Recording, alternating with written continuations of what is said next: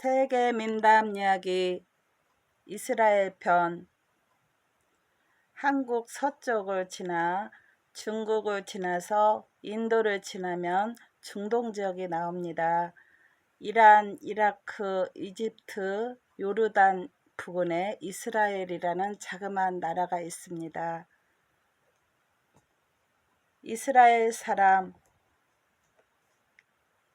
이스라엘 백성들이 이집트를 탈출할 때 무리한들도 여러 끼어 있었습니다. 모세가 시나이 산에 올라 오랫동안 내려오지 않았을 때 이 무리한들은 모세의 형제 아론을 윽박질렀습니다. 그들이 경배하고 빌 수 있는 금송아지를 만들어 달라고 말이죠. 아론은 거절했습니다. 그때 사밀이라는 사람이 있었는데 그가 나서서 금송아지를 만들어 주었습니다. 천사 사마엘이 보고 있다가 금송아지 몸속에 숨어 들어갔습니다. 금송아지 속에서 사마엘이 큰 소리를 지르자 사람들은 금송아지가 진짜 살아있는 우상이라고 생각했습니다. 금송아지를 숭배하러 왔던 사람들은 모두 벌을 받았습니다. 금송아지에게 입맞춘 입술은 금으로 변하였습니다. 그래서 나중에 모세는 누가 금송아지에게 입맞추고 경배하였는지 알아낼 수 있었어요. 모세는 사미리를 저주했습니다. 사미리는 이스라엘 백성들이 사는 천막으로부터 쫓겨났으며 그때부터 짐승들처럼 세상을 떠돌아다니게 되었습니다. 턱에는 허연 수염이 더부룩하게 돋았으며 마침내 말라리아 병에 걸리고 말았어요. 사람들은 사미리의 발자취가 남은 곳들을 피해 다니며 사미리를 가까이 하려 들지 않았습니다. 사미리는 사람들에게 다가가며 구슬프게 외쳤어요. 나처럼 하지 마라. 나처럼 하지 마라. 사미리는 떠돌아다니면서 한시도 마음 편하게 살지 못했습니다. 하느님의 말씀. 하느님이 시나이 산에서 십계명을 공포하실 때 60가지의 언어로 하느님의 말씀을 펼쳤습니다. 이 세상의 모든 민족에게 십계명을 알려주기 위해서지요. 하느님은 이스라엘 민족에게만 십계명을 알려준 것이 아니라 십계명을 지키지 않는 민족이 없도록 그때 살고 있던 모든 민족의 언어로 말씀하신 것입니다. 하느님은 십계명이 적힌 판을 들고 바빌로니아 사람들한테 가서 물었습니다. 이것을 너희는 원하느냐? 그들이 물었어요. 무엇이 적혀 있는데요? 하느님은 말씀하셨습니다. 간음하지 말라. 바빌로니아 사람들이 말했어요. 싫어요. 우리는 그것을 지킬 수 없어요. 하느님은 십계명을 들고 아시리아 사람들한테 갔습니다. 그리고 마찬가지로 물었어요. 무엇이 적혀 있는데요? 살인하지 말라. 우리는 그 명령을 따를 수가 없습니다. 왜냐하면 민족끼리 싸워 죽이지 않으면 살 수가 없으니까요. 또다시 하느님은 아말렉 사람들에게 갔습니다. 그들도 역시 거절했어요. 왜냐하면 십계명 가운데 남의 물건을 훔치지 말라는 계명이 있었기 때문이에요. 다른 민족들도 십계명을 따를 수 없다고 대답했습니다. 그 민족들은 조상 대대로 물려온 우상을 숭배하고 있었는데 십계명에는 우상을 숭배하지 못하게 했기 때문이에요. 하느님이 이 민족 저 민족 찾아보아도 십계명을 내려줄 민족이 없었는데 이스라엘 민족이 받아들여 지켜나갈 것을 약속했습니다. 시나이 산에서 하느님이 계시를 내릴 때 온 세상이 조용해졌습니다. 해, 달, 그리고 별들은 제자리에 멈추어 서 있고 바람도 불지 않았어요. 길 짐승들은 자는 듯이 조용했으며 하늘에는 새들도 날지 않았습니다. 바다의 파도들도 조용히 가라앉았습니다. 이런 고요함을 뚫고 하느님의 말씀이 우주에 널리 퍼져나갔습니다. 나는 너희들의 주인이고 너희들의 하느님이니라. 절벽에서 나오는 물. 광야에 불볕이 쏟아지고 있었습니다.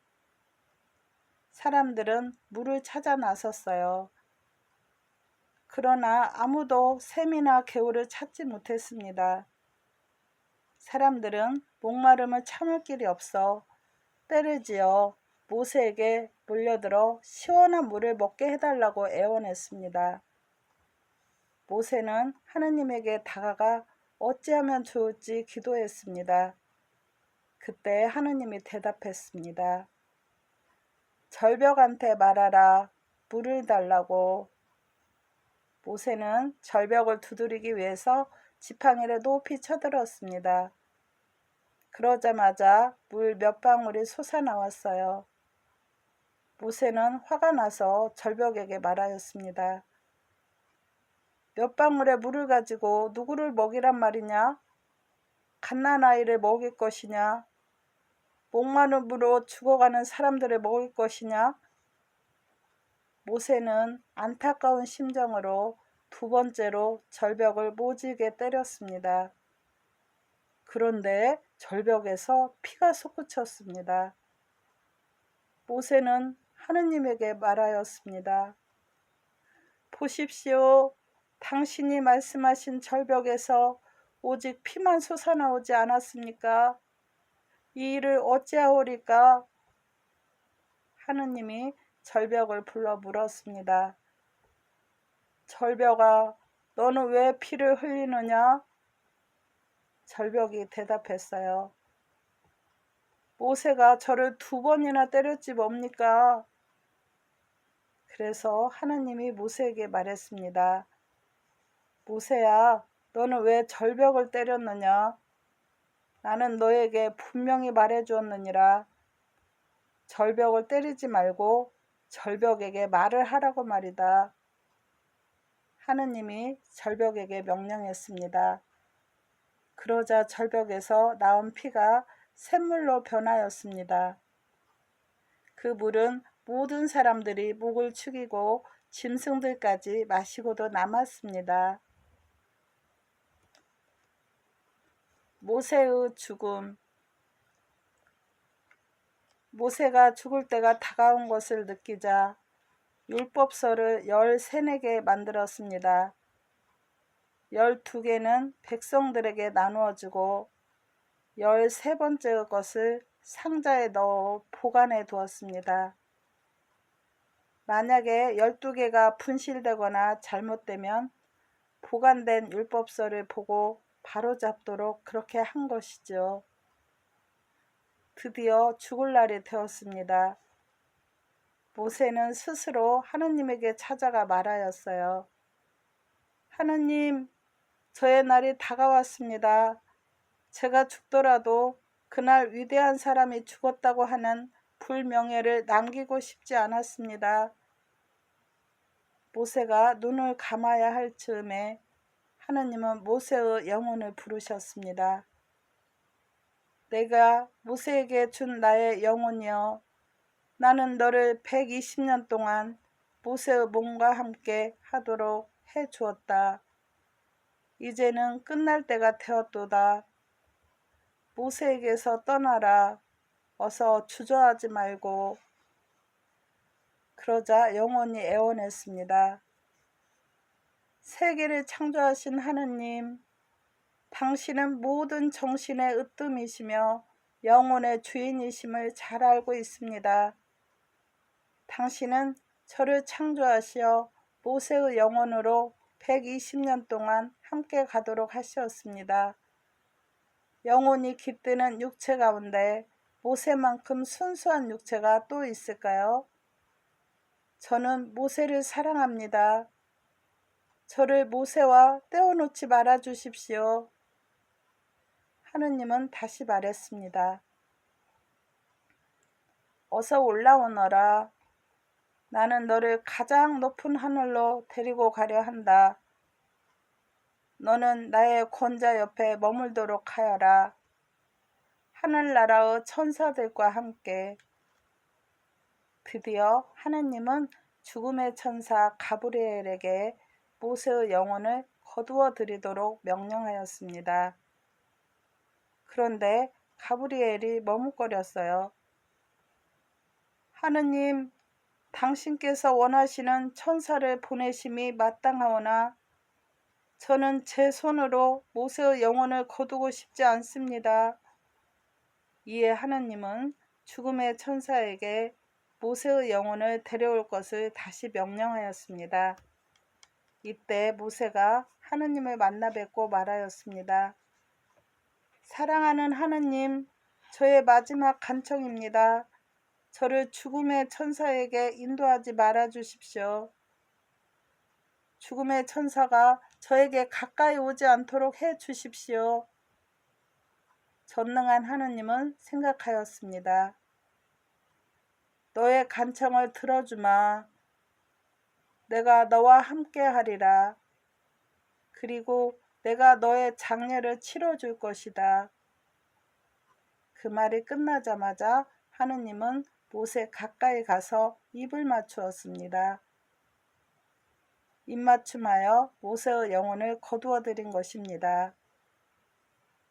그래서 아직까지도 모세의 무덤은 아무도 알 수가 없게 되었습니다. 가나안에서 바빌로니아로 황소의 콧수염.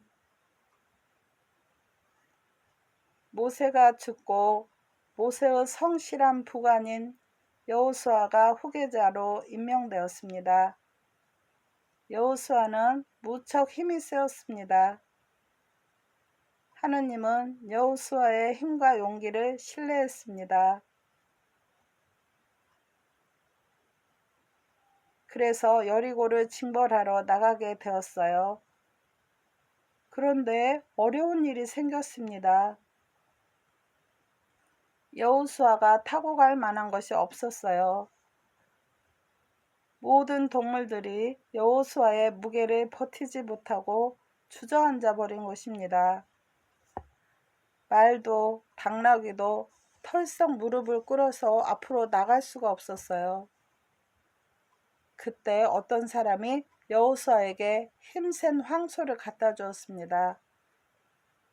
여호수아는 조심스럽게 올라탔습니다. 황소는 여호수아를 태우고도 까딱하지 않고 잘 버텨냈습니다. 여호수아는 너무나 기쁘고 황소가 고마워서 황소 코에다 강렬하게 입맞추었습니다. 그 다음부터 황소 코에는 수염이 나지 않았답니다.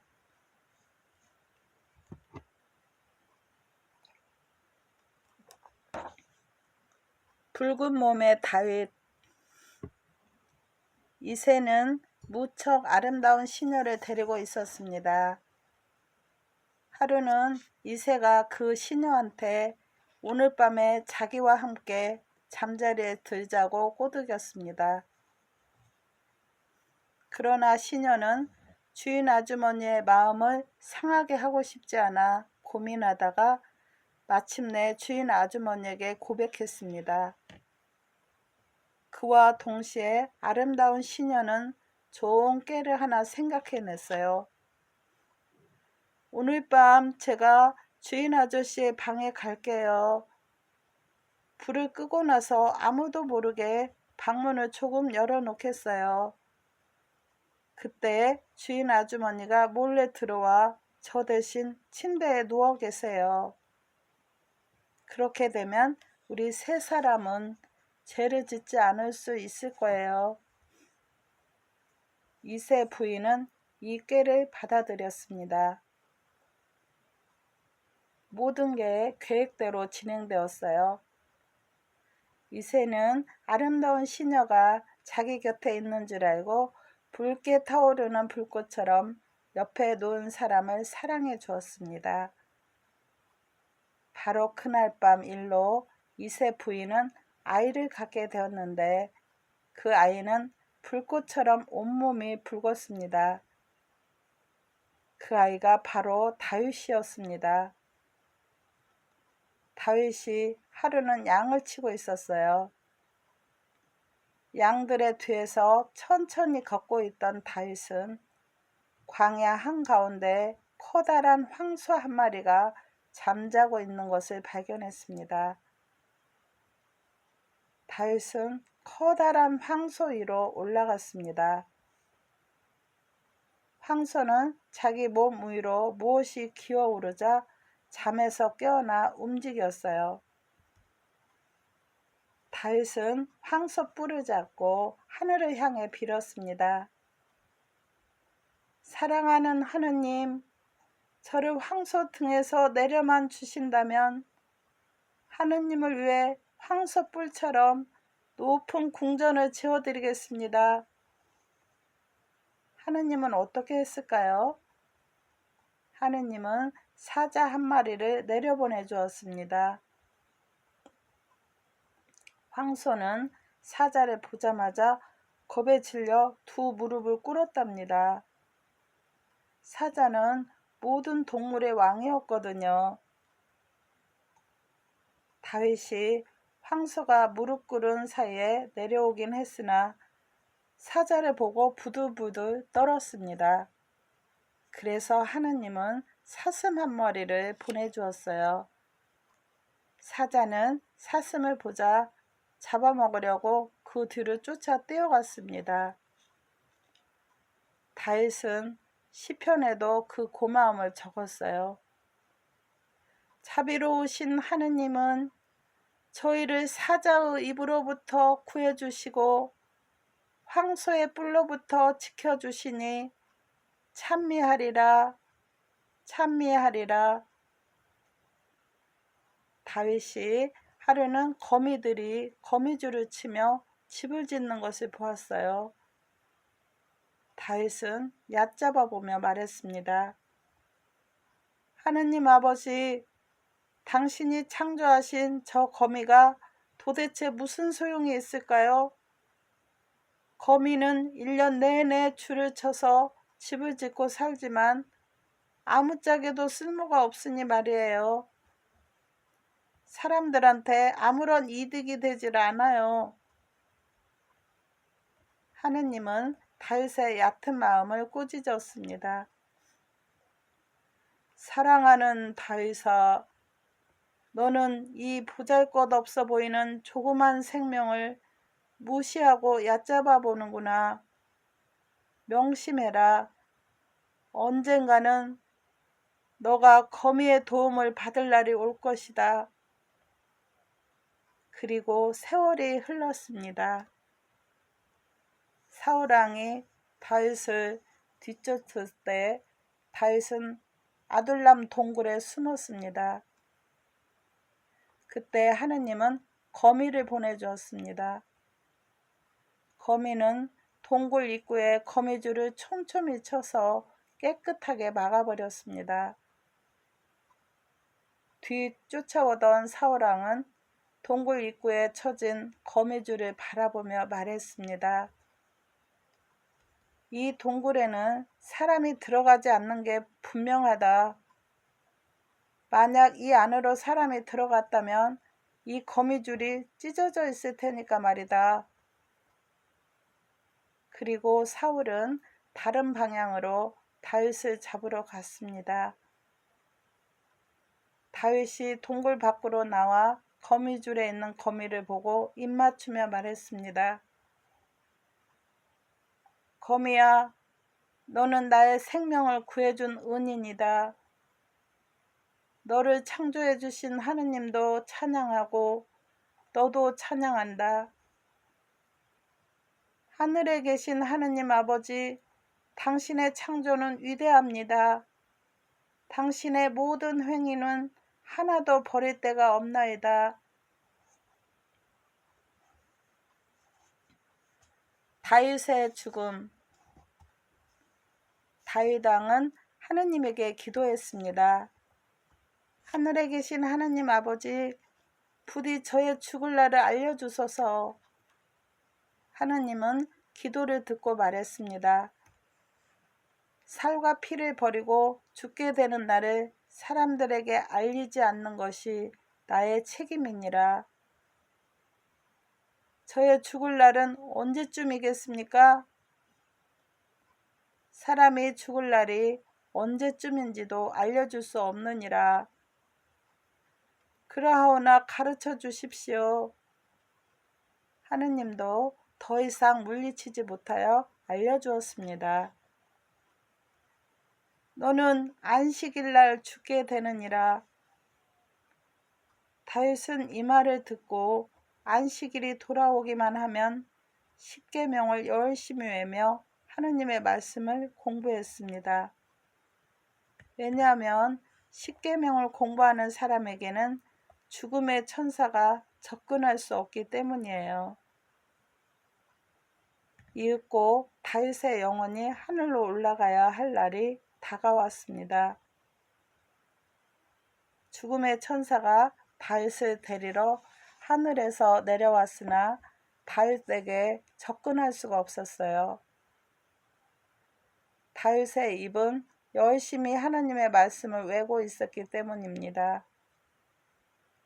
죽음의 천사는 곰곰이 생각했습니다. 뭐 좋은 수가 없을까? 저렇게 공부하고 기도하고 있으니 말이야. 그러다가 다윗을 방해할 좋은 수를 생각해냈습니다. 죽음의 천사는 다윗이 사는 집 뒤편으로 돌아가서 나무 위에 게올랐습니다. 그리고 나뭇가지를 흔들었어요. 그러자 다윗은 하던 공부를 그만두고 누가 나뭇가지를 흔들어 대는지 알아보기 위해서 밖을 기웃거렸습니다. 이때 죽음의 천사는 다윗이 딛고선 계단을 부숴버렸습니다. 다윗 왕은 계단에서 떨어져 생명을 잃어버렸고 다윗 왕의 영혼은 고요한 하늘나라로 돌아갔습니다.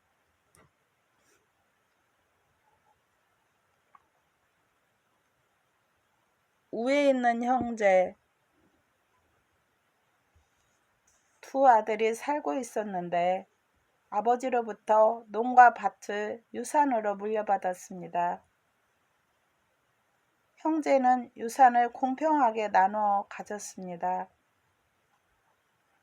그러나 후에 아직 결혼하지 않은 한 아들은 부자가 되었으며 자식이 딸린 다른 한 아들은 가난해졌습니다. 추수 때가 다 된 어느 날이었어요. 형은 밤에 잠자리에 들다 말고 생각했습니다. 나는 부자인데 이 곡식들을 어떻게 할까? 내 동생은 가난해. 동생이 자기 가족과 살아가기엔 곡식이 충분치 않을 거야. 형은 자리에서 벌떡 일어나 논으로 나왔습니다. 어두운 밤을 이용해서 형은 볕단을 들고 아우네 논으로 옮겨 놓았습니다. 바로 그날 밤에 아우도 생각했어요. 내 형님은 자식도 없고 부인도 없어. 형님의 유일한 기쁨은 재산이 쌓여가는 데 있을 거야. 내가 형님을 기쁘게 해주어야지. 아우는 잠자리에서 일어나 논으로 나와 볕단을 주워 들고 형의 논에다 잘 쌓아두었습니다. 이른 아침 두 형제는 각각 논으로 나가보고 깜짝 놀랐습니다. 분명 적어져야 할 볕단이 그대로 있었기 때문이에요. 형제는 놀라움을 감추지 못했습니다. 그 다음 날도 형제는 어제와 같이 볕단을 옮겨 놓았습니다. 그런데 그 다음 날이면 적게 있어야 할 마땅한 볕단이 여전히 주지를 않았어요. 그래서 형제는 자신들이 좋은 일을 하니까 하늘에서 도와주시는 모양이라고 생각했습니다. 그러나 며칠 뒤 두 형제가 어깨에 가득 볕단을 진 채 길에서 맞닥뜨렸습니다. 형제는 비로소 서로 도와주려는 마음에서 이렇게 되었다는 것을 깨닫고 너무 기뻐서 껴안고 입맞추며 서로를 축복해 주었습니다. 이때 하늘로부터 목소리가 들려왔습니다. 이곳은 형제애가 드러난 자리이니 높이 기려져야 한다. 바로 이 자리에 나의 성전을 세우도록 하라.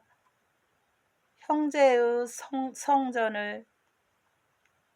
나중에 솔로몬 왕은 실제로 이 자리에 성전을 세웠습니다.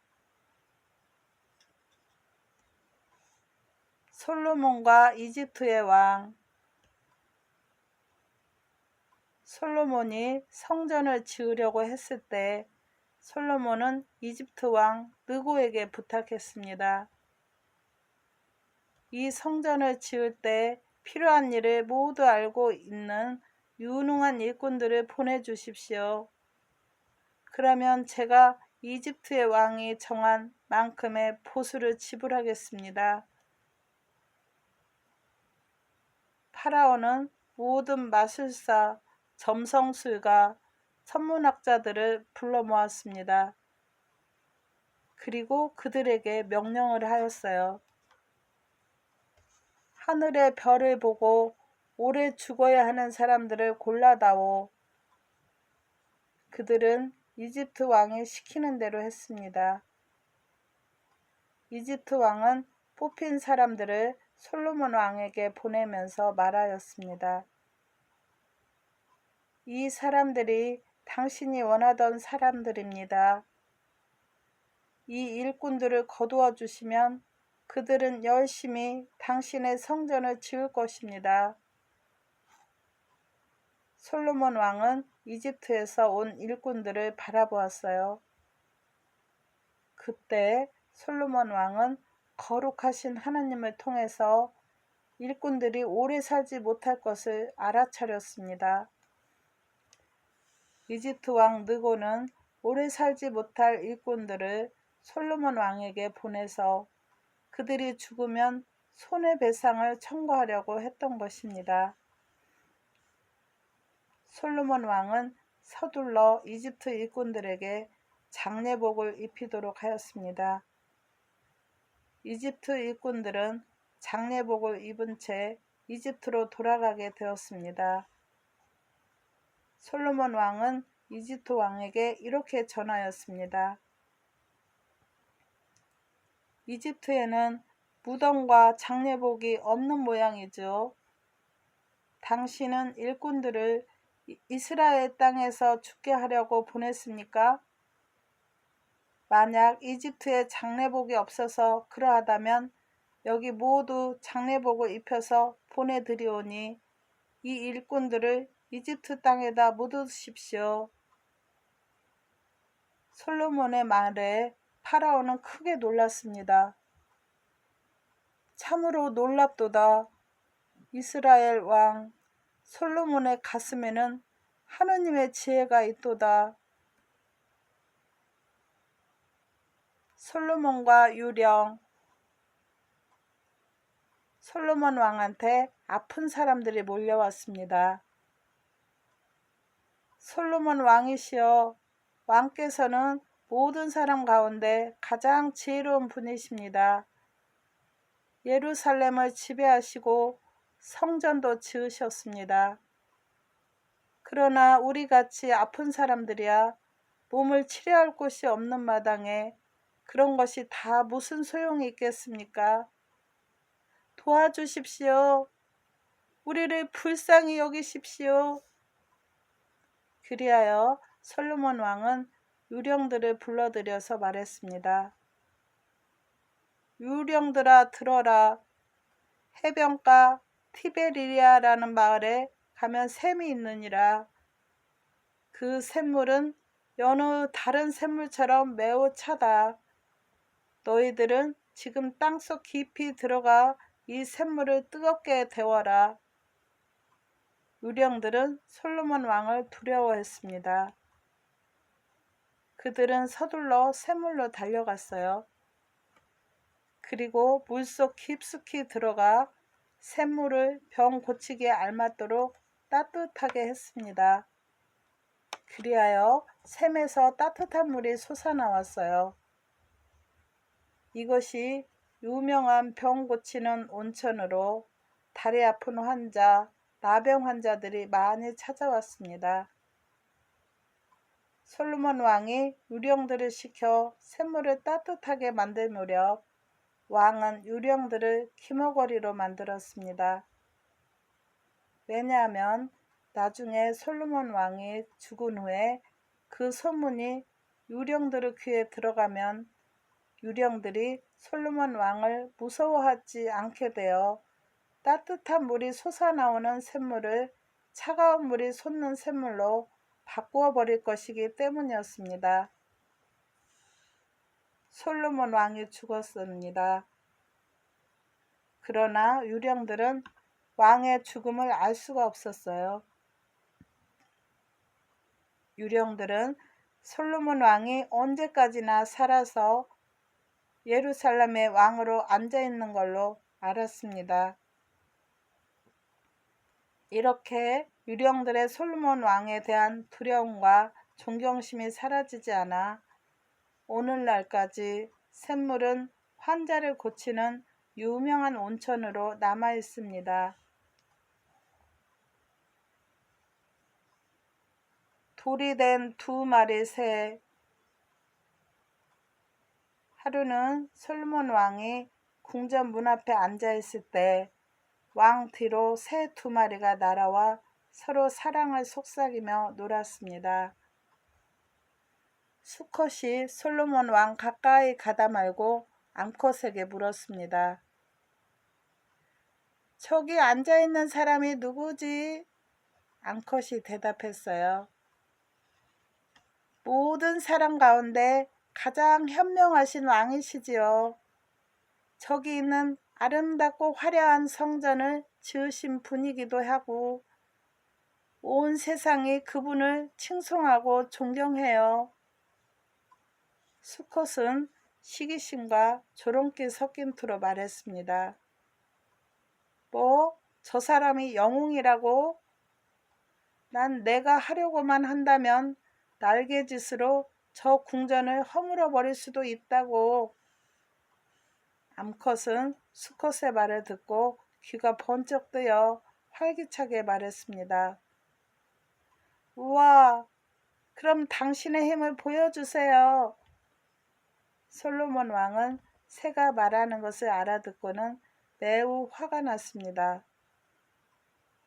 솔로몬 왕은 마술을 걸어 수컷이 자기 가까이 오도록 만들었어요.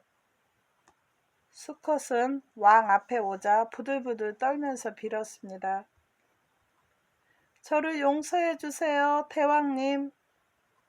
저는 보잘것없는 1마리 새일 뿐입니다. 제가 그렇게 허풍을 떤 것은 제 마누라를 즐겁게 해주려던 것일 뿐입니다. 솔로몬 왕은 웃고 말았습니다. 그리고 수컷을 암컷에게로 날려보냈습니다. 암컷은 지붕 위로 올라가 수컷이 돌아오기를 기다렸어요. 수컷이 솔로몬 왕에게 뭐라고 말했는지 무척 궁금했기 때문입니다. 수컷이 돌아오자 암컷이 조급하게 물었습니다. 왜 불렀대요? 수컷은 뻐기며 말했어요. 왕이 아까 내가 한 말을 들었던 모양이야. 자기가 지은 성전을 허물지 말아달라고 간절히 빌지 뭐야. 솔로몬 왕은 새들이 말하는 것을 듣고 거만하게 뽐내는 수컷과 허풍을 그대로 믿는 암컷에게 화가 나서 새들을 돌로 만들어 버렸습니다. 괜히 쓸데없이 교만을 부리는 남자들, 눈앞의 즐거움에 빠져 남자의 마음을 자극하는 여자들을 훈계하려고 새들을 돌로 만들어 모두 보게 하였습니다. 솔로몬과 죽음의 천사. 하루는 솔로몬 왕 앞에 서기 두 사람이 앉아 있었어요. 솔로몬 왕은 문득 서기 뒤편에 죽음의 사자가 다가와 있는 것을 보았습니다. 죽음의 사자는 서기를 죽음의 길로 데려가기 위해서 이빨을 갈고 있었어요. 솔로몬 왕은 서기를 죽음으로부터 구해내려고 발음하기 어려운 이상한 신의 이름을 외워 두 서기를 공중에 붕 띄웠습니다. 그러자 죽음의 사자는 서기를 받아서 영혼을 빨아먹었습니다. 솔로몬 왕은 죽음의 천사가 심보 사납게 구는 것을 보고 물어보았어요. 처음에 너는 잔뜩 찌푸린 채 이빨을 갈고 있더니 지금은 너무 즐거워하고 있지 않느냐? 그 이유가 무엇이냐? 이에 죽음의 천사가 대답했어요. 나는 두 서기를 하늘로 데려가려고 하늘에서 내려왔습니다. 그런데 하느님이 저에게 말씀하시길 두 서기가 공중에 떠 있을 때만 영혼을 거두어 오라고 하셨죠. 제가 여기 왔을 때 두 서기는 당신 앞에 앉아 있었습니다. 저는 무척 난감했어요. 어떻게 해야 할지를 모르겠더군요. 두 서기가 앉아 있거나 서 있으면 저는 그들의 영혼을 데리고 갈 수가 없으니까요. 두 서기가 공중에 떠 있을 때 죽어야 한다는 명령을 어길 수는 없었거든요. 그런데 너무 놀랍고 기쁘게도 그들이 이상한 신의 이름을 듣더니 공중에 떠오르지 뭡니까? 그래서 저는 임무를 완수할 수 있었습니다. 솔로몬은 그저 멍하니 바라보고만 있었습니다. 진짜 아들. 솔로몬 왕이 지배하던 때 에셀이라는 사람이 살았습니다. 에셀은 굉장한 부자였어요. 노예도 많았고 시녀들도 많았으며 재산도 많이 있었지요. 하루는 좋은 물건들을 듬뿍 사들여 하나밖에 없는 아들에게 넘겨주면서 말했습니다. 사랑하는 아들아, 지금 배를 타고 멀리 있는 나라로 떠나거라. 내가 산 값비싼 물건들을 가지고 가서 여행을 하고 돌아오도록 해라. 아들은 아버지에게 대답했습니다. 예, 아버지, 시키신 대로 하겠습니다. 에셀은 진귀한 물건들을 가져오게 하여 상자에 넣어서 아들에게 모두 주었습니다. 아들은 물건들을 배에다 싣고 아버지와 어머니와 형제들에게 작별 인사를 하였습니다. 이윽고 아들은 배를 타고 멀리 여행을 떠났습니다. 아들이 떠나간 후로 오랜 세월이 흘렀어요. 에셀은 나이가 들어 죽을 날이 멀지 않았습니다. 에셀은 가장 듬직한 노예인 고스비를 불러 유언을 남겼습니다. 내가 곧 죽을 것 같다. 내 아들은 멀리 여행을 떠나 아직 돌아오질 않는구나.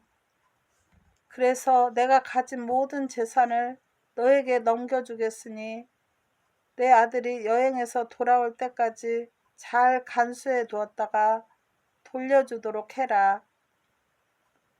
고스비는 이때 나쁜 마음을 먹었습니다.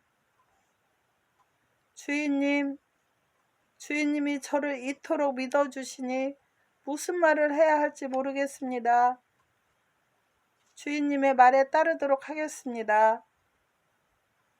그러니 주인님께선 노예와 시녀들을 모두 불러 지금부터 제 말을 어기지 말고 잘 따르도록 명령하여 주옵소서. 에셀은 마음씨 나쁜 고스비의 말대로 해주고 죽었습니다. 또 시간이 많이 흘러갔으나 에셀의 아들은 여전히 돌아오지 않았어요. 고스비는 에셀의 가족을 가혹하게 구박하기 시작했으며 갖은 학대를 다했습니다. 심지어 밥도 제때 주지 않고 굶기는 날이 많았어요. 고스비는 가족들 앞에서 대놓고 육지거리를 하더니 마침내 에셀의 가족들을 집에서 쫓아냈습니다. 에셀의 가족들은 집에서 쫓겨나 다들 뿔뿔이 흩어졌어요. 다시 세월이 흘렀습니다. 멀리 떠났던 에셀의 아들이 여행을 마치고 집으로 돌아왔어요. 아들이 아버지의 집으로 뛰어들어 오더니 고스비가 막아서며 소리를 질렀습니다. 내 놈은 누구냐? 여기서 뭘 하느냐? 에셀의 아들은 어이가 없어 멈추어 섰습니다. 고스비, 왜 나한테 그렇게 말하지? 나의 아버지의 노예인 내가 나를 모른단 말이냐? 고스비는 버럭 화를 내며 말했어요. 이런 불쌍한 병신 머저리 같은 놈, 내가 더 화내기 전에 이곳에서 썩 꺼지지 못할까? 나의 노예들에게 내 놈을 머리끝에서 발끝까지 흠씬 패주라고 명령하기 전에 꺼져. 아들은 화가 머리끝까지 났습니다. 이 배은망덕한 놈, 한갓 노예 주제에 주인을 쫓아내? 너가 아버지의 재산을 상속했단 말이냐? 내 놈이 지금 잘하고 있다고 생각할지 모르지만 이 세상에 내 놈의 잘못을 벌할 사람이 없을 줄 아느냐? 이놈. 에셀의 아들은 지고 있던 짐을 번쩍 들어 고스비를 때렸습니다. 이에 고스비는 노예들을 불러 명령했습니다. 이 미친놈을 당장 집 밖으로 끌어내라. 노예들은 고스비의 명령을 어기지 못하여 에셀의 아들을 두들겨 패서 집 밖으로 내몰아 던졌습니다. 에셀의 아들은 많이 다쳤습니다. 에셀의 아들은 당장 솔로몬 왕에게 달려가 아버지의 노예인 고스비가 자신에게 했던 모든 일을 일러 바치고 도와달라고 했습니다. 솔로몬 왕은 고스비를 불러오도록 명령하였어요. 고스비가 들어오자 솔로몬 왕이 그에게 너는 누구냐고 물었습니다. 저는 에셀의 아들입니다. 솔로몬 왕은 에셀의 아들과 고스비에게 말했습니다. 둘 다 나에게 증거를 가져오도록 해라. 에셀의 아들과 고스비는 궁정에서 나왔습니다. 고스비는 자기 노예들에게 알아듣도록 위협을 해서 솔로몬 왕에게 데리고 갔습니다. 솔로몬 왕이 물었어요. 내게 말하도록 해라. 이 사람이 에셀의 아들인가? 노예들은 고스비를 가리키며 대답했어요. 예, 바로 이분이 에셀의 재산을 상속받으신 아드님이십니다. 왕은 앞으로 나아가며 다그쳤어요. 어떻게 너희들은 그것을 아느냐? 에셀 주인님한테는 아들이 한 분 계셨습니다. 그분이 바로 폐하 앞에 계신 분이십니다. 주인님은 오랫동안 재산을 잘 관리해 오셨죠. 고스비의 노예들이 거짓말을 하고 있을 때 에세르 아들이 들어왔습니다. 에세르 아들이 들어오자 솔로몬 왕이 물었어요. 너의 증거는 어디에 있느냐? 아들이 대답했습니다. 저는 몇 년간 아버지의 분부대로 멀리 있는 나라들을 구경하며 다녔습니다. 지금 돌아와서 제 아버지의 친구분들에게 다니면서 제 아버지의 노예였던 고스비와 저 사이에 누가 진짜 아들인지 말하여 달라고 부탁하였더니 이렇게 대답하지 뭡니까? 너가 고향을 떠날 때 너는 분명 에세르 아들이었지만 지금은 너도 나이를 많이 먹어 우리들이 알아볼 수가 없구나. 그런데 우리들이 두려워하는 게 있다. 우리들이 고스비를 반대하는 증거를 말한다면 고스비가 우리를 가만히 내버려 두지 않을 거야. 왜냐하면 고스비는 매우 무섭고 잔인한 사람이거든. 폐하, 이렇게 원통한 일이 어디 있겠습니까? 다들 고스비의 학고지가 무서워 진실을 말하지 못하고 있는 겁니다. 솔로몬 왕이 이 말을 듣고 나서 누가 진짜 아들인지 가려낼 좋은 꾀를 하나 생각해냈습니다. 흐흠, 서로들 자기야말로 에셀이 사랑하던 하나의 아들이라고 주장하니 어쩔 도리가 없다. 좋은 생각이 하나 있다. 어서 에셀의 무덤으로 달려가서 에셀의 무덤을 파고 그 뼈를 하나 가져오너라. 그 뼈를 봐서 내게 주어라. 부서진 뼈가 말해줄 것이다. 누가 아들이고 누가 노예인지. 솔로몬 왕이 말을 마치자마자 왕의 신하들이 두 사람을 궁전 밖으로 데려다주며 어서 다녀오라고 했습니다. 두 사람이 궁전에서 나간 지 얼마 되지 않아 솔로몬은 신하 세 사람을 불러들였습니다. 너희들은 옷을 갈아입고 지나가는 행인으로 변장해라. 두 사람의 뒤를 바짝 쫓아가서 두 사람이 하는 행동을 엿보고 무엇라 말하는지 잘 엿들어 두었다가 두 사람보다 먼저 돌아와서 내게 말해주도록 하여라. 세 명의 신하는 솔로몬 왕의 명령대로 두 사람 뒤를 바짝 따라갔습니다. 노예인 고스비와 에세르 아들은 에세르 무덤으로 다가가서 멈추어 섰습니다. 고스비가 에세르 무덤을 파헤치려고 흙을 움켜쥐자 에세르 아들이 고스비에게 말했습니다. 야, 이 나쁜 놈아, 너는 염치 없는 노예구나. 너 주인의 재산을 빼앗은 걸로 만족하지 않고 이젠 주인의 주검마저 더럽히려 드는구나.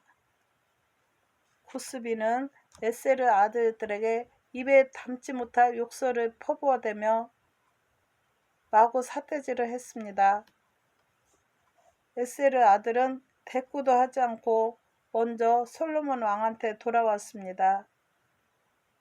그러나 고스비는 자기 주인의 무덤을 서둘러 파헤친 뒤 뼈를 하나 꺼내 부수어서 솔로몬에게 돌아왔습니다. 솔로몬의 신하들은 먼저 되돌아와 자기들이 보고 들은 일을 모두 왕에게 전하였습니다.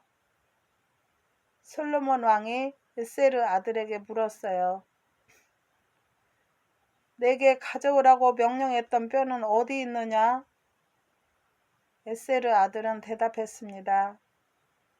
어떤 사람이 제게 제 아버지의 무덤을 파헤치고 뼈를 꺼내어 부수어서 가져오라고 제 아버지의 명예를 훼손시킬 일을 시킨다면 그가 자기의 금은 보화를 모두 준다 하여도 전 그리 할 수 없습니다.